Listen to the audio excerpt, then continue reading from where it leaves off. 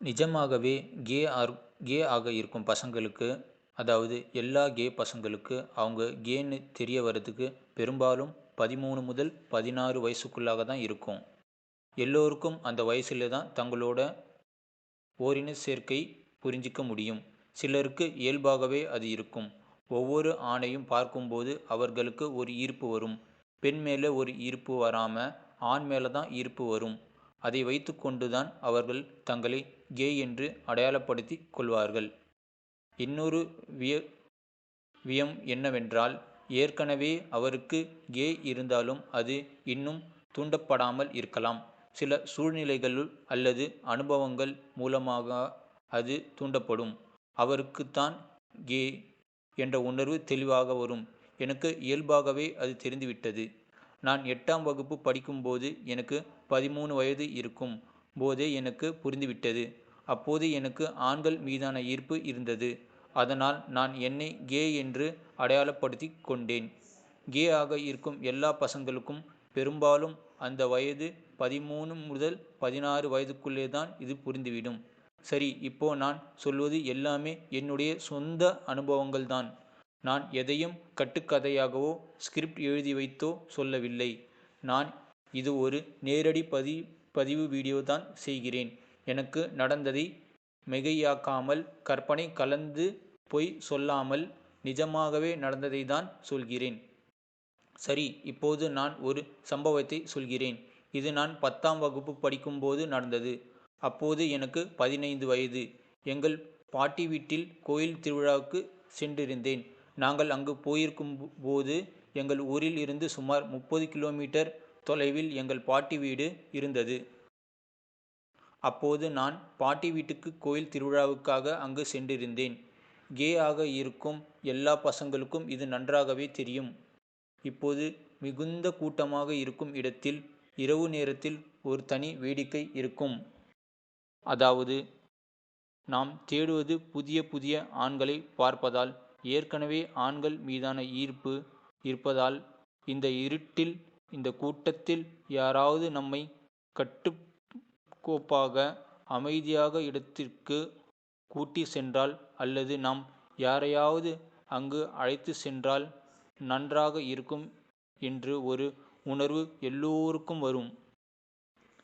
அந்த மனநிலையோடத்தான் நான் தேடிக்கொண்டிருப்போம். யாராவது சிக்குவார்களா என்றும். அப்படி ஓரிரவு திருவிழாவுக்கு நான் அங்கு இருந்தபோது நேரம் சுமார் இரவு 11 மணி ஆகிவிட்டது. சரி, யாராவது கிடைத்தால் நன்றாக இருக்கும் என்று எண்ணத்தோடு அந்த ஊரில் உள்ள 4-5 தெருக்களை சுற்றி சுற்றி நான் வந்தேன். ஆனால் யாரும் அருகில் இருப்பது போல் எனக்கு தெரியவில்லை. இதை நான் முன்பே உங்களிடம் சொல்லியிருக்கிறேனா என்று தெரியவில்லை. எப்போதும் நான் ஒரு திட்டம் போட்டு செய்வதை விட, எதிர்பாராத விதமாக ஏதாவது ஒன்று நடப்பது, அதில்தான் உச்சகட்ட உற்சாகம் இருக்கும். இதை உங்களுக்கும் தெரியும். உதாரணமாக, இப்போது புசவை அல்லது ஜனவை அல்லது யாரிடமாவது பேசி சரி என்று ஓரிடத்தில் சந்திக்கப் போகிறோமோ என்றால் இருவருக்கும் முன்கூட்டியே தெரிந்திருக்கும்.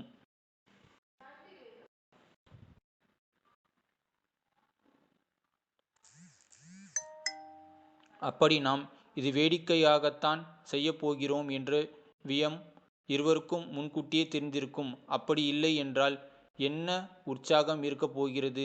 அது போன்ற எதுவும் இல்லை. ஆனால் நீங்கள் ஒரு கணம் யோசித்து பாருங்கள். நீங்கள் எங்காவது சொல்லியிருக்கிறீர்களா, அங்கு எதிர்பாராத விதமாக ஒரு ஆணுடன் உங்களுக்கு ஒரு வேடிக்கை நடக்கிறது என்றால் அது திட்டமிட்டு செய்தது இல்லை, திடீரென்று நடப்பது. அப்போது அதில் உச்சகட்ட உற்சாகம் இருக்கும். எனக்கும் தனிப்பட்ட முறையில் அப்படித்தான் இருக்கும். ரொம்ப உற்சாகமாக இருக்கிறது. திட்டம் போட்டு செய்வதை விட எதிர்பாராத விதமாக நடப்பது. அதேபோல் பாட்டி வீட்டில் இரவு 2 மணி வரை இருந்துவிட்டு நானும் அந்த ஊரில் 5 தெருக்களை சுற்றி சுற்றி வந்து கொண்டிருந்தேன். யாரும் கே போல் தெரியவில்லை. ஒருவேளை கேவுடன் செய்வதில் அப்போது எனக்கு அதிக ஆர்வம் இல்லை. சரி என்று வீட்டுக்கு ஸ்பிரைட் பசங்களோடு முயற்சி செய்து பார்க்கும்போது, நீ கிடைத்தால் அதிர்ஷ்டம், இல்லையென்றால் போகட்டும் என்று நினைத்து கொண்டிருந்தேன். அந்த தெருக்களை சுற்றி சுற்றி கொண்டு வந்திருந்தேன். ஆனால் அப்போது எதுவும் கிடைக்கவில்லை. சரி, பிறகு என்ன நடந்தது என்றால், நேரம் சுமார் 12 ஆகிவிட்டது. மேல் ஆகி யாருமே இல்லை. ஒரு இளைஞர் மட்டும். அவனுக்கு என்ன ஏறக்குறைய 24 25 வயதாக இருக்கும். நீ ஒரு கட்டில் படுத்திருந்தால் நான் போய் அவனை லேசாக தொட்டு எழுப்பி பார்த்தேன். ஆனால் அவன் எழுந்திருக்கவில்லை. அப்போது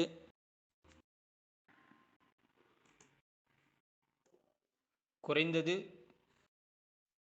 நான் நேரடியாக அவன் உடையில் கை வைத்தேன். கை வைத்து எழுப்ப முயன்றேன். அவன் எழுந்திருக்கவில்லை. ஆனால் என் கை வைப்பது அவனுக்கு தெரிந்திருந்தது. அதற்கு பிறகு அவன் போதையில் லேசாக ஒலி எழுப்பினான் போலிருந்தது. அப்போது எனக்கு கொஞ்சம் பயமாக இருந்தது. சரி என்று அந்த இடத்தில் விட்டு நகர்ந்து சென்று விட்டேன். சரி, இதுவும் நடக்கவில்லை. தோல்வியாகவே என்று நினைத்தாலும் அவன் ஒலி எழுப்பியதால் நான் போன போதிலும் அவனை பார்க்கும்போது எனக்கு அதிக ஆர்வம் இல்லை. அதனால் சரி என்று விட்டுவிட்டு நான் அந்த இடத்தை விட்டு நகர்ந்தேன். அதற்கு பிறகு வேறு ஒரு தெருவுக்கு சென்றேன். அங்குதான் உச்சக்கட்ட உற்சாகம் நடந்தது. இப்போது இதை சொல்லும்போது கூட எனக்கு ரொம்ப உற்சாகமாக இருக்கிறது. அங்கு என்ன நடந்தது என்றால், இன்னொரு இளைஞன்.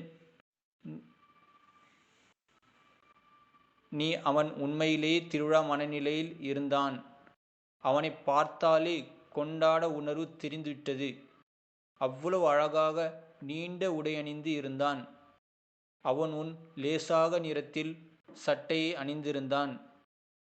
அது லேசான நீல நிறம் போல் மிகவும் லேசாக இருந்தது. அதற்குள் கீழே அவன் கருப்பு நிற ட்ரவுசரை அணிந்திருந்தான். எனக்கு அதிகபட்சமாக இப்படிப்பட்ட இளைஞர்கள் ட்ரவுசரில் முட்டி திரிவது போல் இருந்தாலே நான் எவ்வளவு கட்டுப்பாட்டுடன் இருந்தாலும் குறைந்தது லேசாக தொட்டாவது பார்க்க வேண்டும் என்ற உற்சாகம் எப்பொழுதும் இருந்து கொண்டே இருக்கும். அப்படி இருக்க, சரி என்று நினைத்து கொண்டு அவன் நன்றாக தூங்கிக் கொண்டிருந்தான். நான் ரொம்ப நேரம் அவன் பக்கத்திலேயே உட்கார்ந்து மிகவும் லேசாக ஏனென்றால் எனக்கு தெரியும், அவன் மது அருந்தி இருக்க மாட்டான். அதனால் அவன் ஆழ்ந்த தூக்கத்தில் இருக்க மாட்டான் என்று நினைத்தேன். அதனால் மிகவும் லேசாக யாருக்கும் தெரியாமல் படுத்தபடியாக அந்த கட்டிலில் படுத்துக்கொண்டு கொஞ்சம் கொஞ்சமாக முயற்சி செய்ய ஆரம்பித்து கொண்டிருந்தேன்.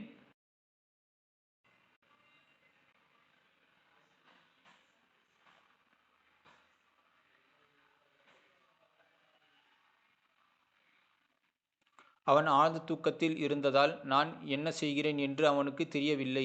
ஒரு கட்டத்தில் அவன் உடையில் அந்த பகுதி கொஞ்சம் பெரிதாக முட்டி தெரிந்ததால் என்னாலும் கட்டுப்படுத்த முடியாமல் லேசாக கை வைத்து அவனை எழுப்பது போல் அங்கேயே கை வைத்து அசைத்தேன். டேய் என்று சொல்லி கொண்டு அவன் திடீரென்று எழுந்து பார்த்து சத்தம் போட ஆரம்பித்து விட்டான். யாரடா நீ போல் கேட்டான். அப்போது எனக்கு ரொம்ப பயமாகி விட்டது. நான் எதுவும் பேசாமல் உடனே அந்த இடத்தை விட்டு நகர்ந்து சென்று விட்டேன். பிறகு பார்த்தால் அவன் எனக்கு தெரிந்த இளைஞர்கள். அடுத்த முறை அவன் முகத்தை நேருக்கு நேர் பார்க்கவே என்னால் முடியவில்லை. அப்படி ஒரு நிலைமை ஆகிவிட்டது. அதனால் சரி என்று விட்டுவிட்டு கொஞ்சம் பயமாகவே இருந்தது. நான் எதுவும் சொல்லாமல் அப்படியே கொண்டிருந்தேன். பிறகு நேரம் சுமார் 2 மணி ஆகிவிட்டது. கிராமங்களில் சாமி ஊர்வலம் சுற்றி வரும் நேரம் வந்துவிட்டது. அப்போது சரி, இப்போது சரி, என்னை செய்வது. ஆனால் யாரையாவது தொடர்பு கொள்ள வேண்டும் என்ற மனநிலை எனக்கு தொடர்ந்து இருந்து கொண்டே இருந்தது. அந்த வயதில் எல்லாம் அப்படி தீவிரமாக தோன்றது அப்படி இருக்கும். சரி என்று நினைத்து பிறகு நான் வேறு எங்கும் செல்லாமல் நேரடியாகவே கோயிலுக்கு வந்துவிட்டேன். அப்போது என்னை நடந்தது என்றால், சாமி ஊர்வலத்தில் ஊரை சுற்றி வரும்போது கிராமத்து பக்கமும் திருப்பக்கமும் சென்றிருந்த போது அங்கு நேரடியாக செட் அமைப்பில் வேலை செய்த ஒரு இளைஞன் அற்புதமாக இருந்தான். அவன் அவ்வளோ அழகாக இருந்தான் என்று சொல்லும் போது எனக்கு வார்த்தைகளோ வர மாட்டேங்குது. இப்போதும் கூட அதை நினைக்கும் போது உச்சகட்ட உற்சாகம் இருக்கு. அது நடந்து பல ஆண்டுகள் ஆகிவிட்ட போதிலும் இதை சொல்லும்போது அப்படியே பல உணர்வுகள் வரும். அவன் பார்க்க எப்படி இருப்பதால் என்றால், அவன் லேசான ஒரு டிஷர்ட் மட்டும் அணிந்து கொண்டிருந்தான். ஆனால் அந்த மாதிரி வேலைக்கு வரும் இளைஞர்கள் கொஞ்சம் சுதந்திரமாகத்தான் இருப்பார்கள். கீழே ட்ரவுசர் மட்டும் அணிந்து கொண்டிருப்பார்கள். உள்ளாடை போடாமல் இருந்திருப்பார்கள். அவன் நகருக்கும் போது அவன் அவ்வளவு பெரிதாக தெரிந்தது. நான் ஏற்கனவே அவனை கவனித்து இருந்தேன். சரி, ஆனால் கோயில் பக்கம் அப்போது சாமி அலங்காரம் செய்ய கொண்டிருந்தார்கள். ரொம்ப கூட்டமாக இருந்தது. அதனால் அப்போது எதுவும் செய்ய முடியவில்லை. சாமி அங்கிருந்து சென்ற பிறகு அவனை மனதில் வைத்து கொண்டு மீண்டும் அங்கு சென்றேன். அப்போது நேரடியாக அறையில், நீ அது ஒரே ஒரு அறைதான். நீ ஸ்பீக்கர்களுக்கு மற்ற ஸ்பீக்கர்களுக்கும் மின் இணைப்பு உபகரணங்கள் வைத்து இருந்தார்கள். அங்கு 3 இளைஞர்கள் தூங்கிக் கொண்டிருந்தார்கள். நான் சரியாக அவனை இருட்டில் கண்டுபிடித்து நேரடியாக சென்றேன். என்ன செய்தாய் என்றால், நான் அந்த பகுதியில் கை வைக்கும்போது அவன் ஏற்கனவே தன் ட்ரவுசருக்குள் கை வைத்துவிட்டு தன் உறுப்பை பிடித்து கொண்டான். இப்போது நிறைய இளைஞர்களுக்கு இப்படி ஒரு பழக்கம் இருக்கிறது. நானே இதை பலமுறை கவனித்து கொண்டிருக்கிறேன். என்ன ரூம்மேட்ஸ் கூட தூங்கும்போது அப்படிதான். நீ தங்கள் உறுப்புகளுக்குள் கை வைத்துவிட்டு பிடித்து கொண்டுதான் இருக்கிறாய் என்றான். அப்போது இருக்க நான் ரொம்ப உற்சாகமாக இன்று அவன் உறுப்பை பிடிக்கப் போகிறேன் என்று நினைத்து கொண்டிருந்து கை வைத்து போது கடைசியாக என் கை அவன் கை மேலத்தான் பட்டது. ஏனென்றால் அவனோ அதை பிடித்து கொண்டு தானே, இதை என்ன சோதனை, எப்படியாவது ஒருமுறை பிடித்தாவது பார்த்துவிட்டு போகலாம் என்று நினைத்தேன். ஆனால் அவனை அதில் கை வைத்திருந்தாலே என்ன நினைக்கிறோம், எனக்கு ரொம்ப வருத்தமாகிவிட்டது. ஆனாலும் என்ன செய்வது? நான் லேசான தடவி பார்க்கும்போது அவன் எழுந்திருக்கவில்லை. என் கை அவன் கை மேல் தான் பட்டது. அவன் கை எடுத்துவிட்டால் நான் உள்ளே விட முடியாமல் என்று நினைத்துவிட்டேன். அவன் எழுந்திருந்தாலும் பரவாயில்லை என்று இருந்தாலும் எனக்கு ரொம்ப உற்சாகமாக இருந்தது. அதாவது அவன் உறுப்பை நான் இன்னும் பிடிக்கவில்லை. ஆனால் அவன் ஆழ்ந்த தூக்கத்தில் இருக்கும்போதே அவன் நடக்கும்போது அது அடியாவது மனதில் கொண்டிருந்தது. சரி, எப்படியாவது ஒருமுறை பிடித்து பார்ப்போம் என்று நினைத்து லேசாக அவன் கையை வெளியே எடுத்தான். அவன் திடீரென்று ஹே என்று சொல்லி ஒரு விதமான சத்தம் போட ஆரம்பித்து விட்டான். அப்போது பிறகு நான் உடனே வெளியே ஓடி விட்டேன். வெளியே ஓடி வந்த பிறகு நான் ஒரு சிவப்பு நிற டிஷர்ட்டை அணிந்திருந்தேன். அந்த சிவப்பு டிஷர்ட்டை போட்டிருந்ததை அவன் பார்த்திருப்பான் போல் தோன்றுகிறது. நான் வெளியே ஓடி வந்ததும் அவன் 2 நிமிடங்கள் வெளியே வந்தான். யாருடா அது? யாரோ வந்து கை வைத்துவிட்டு போனான் என்று கேட்டுக்கொண்டிருந்தான். அப்போது நான் மனதில் நினைத்து கொண்டேன், இவனுக்கு பிடிக்கவில்லை என்று. நான் முன்கூட்டியே தீர்மானித்திருக்க, நாம் இப்படி கை வைத்துவிட்டு வெளியே விடுவோம், அவனுக்கு பிடிக்கவில்லை என்று. அவனுக்கு பிடிக்கவில்லை என்றால் அமைதியாக இருந்திருப்பான். ஆனால் ஒருவேளை அவனுக்கு அந்த மாதிரி உற்சாகம் இருந்திருந்தால் அவன் நம்மை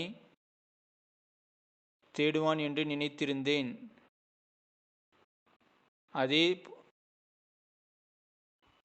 அதே போல் நடந்தது. அவன் மீண்டும் வெளியே வந்து தேடிக்கொண்டிருந்தான். யாருடா அது? யாரோ வந்து கை வைத்துவிட்டு போனானே என்று கேட்டான். பிறகு நான் போனேன். அவன் என்னிடம் கேட்டான், டேய், நீதானே உள்ளே வந்திருந்தாயோ என்று கேட்டான்.